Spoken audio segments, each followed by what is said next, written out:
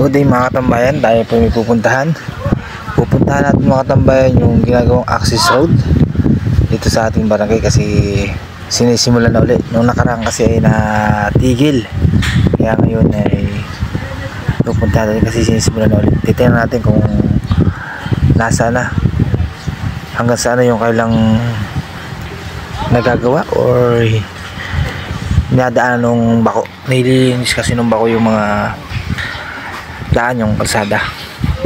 Ayan mga katambayan, malapit tayo. Kita na natin yung bako. Pero ngayon ay parang wala ng tao kasi Merkulis Santo na ngayon.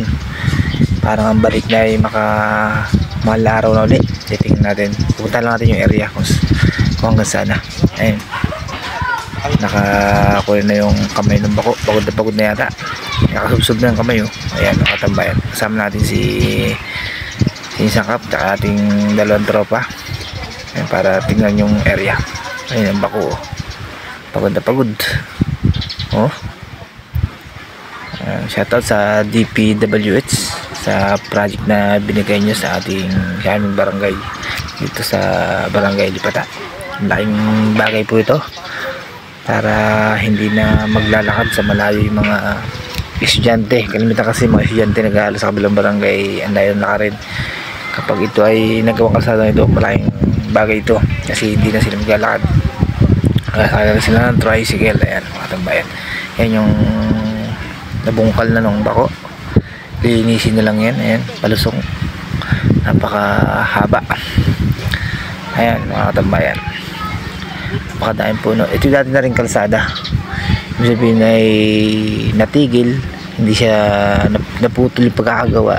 Siguro kinulang sa budget ay nagubat na, kaya nilinis ulit. Ayan, dati na siyang rough road. Ayan, dito sa area na ito. Malayo na nga mga katambayan yung nakunin ng nagawa ng bako. Ayun, doon may dulo. Ayun mga katambayan, kita nyo ano, diba?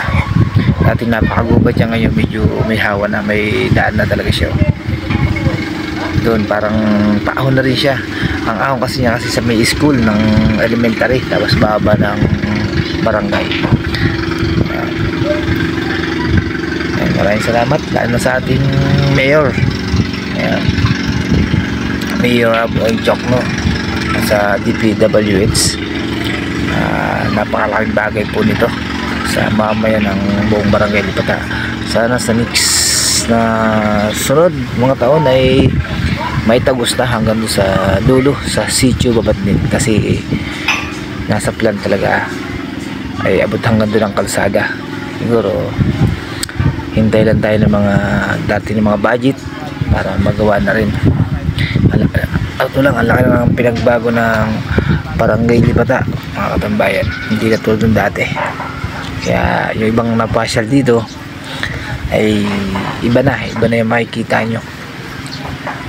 Dito rin nga pala matagpuan yung ating beach, Burawan Beach at Isla Chica. Ayan, kaya kung kayo may balak mag beach ngayong mahal na araw ay magpabook na kayo dahil ito ay magiging punuan.